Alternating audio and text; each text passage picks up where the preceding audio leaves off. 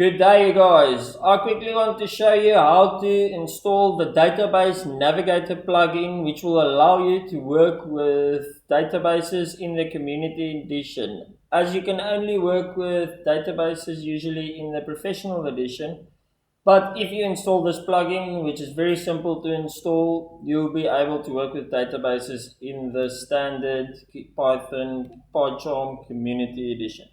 Now all you need to do is go to File, go to Settings. Once you're at Settings, go to the Plugin section. At the Plugin section, type in Database. And once you're at the Database search, you'll see it appear at the top left corner.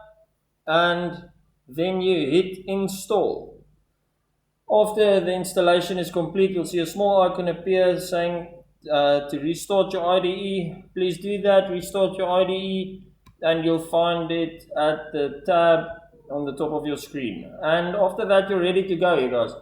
I'll post more videos like this as I go along my programming journey, just to help you out, maybe save you guys a bit of time.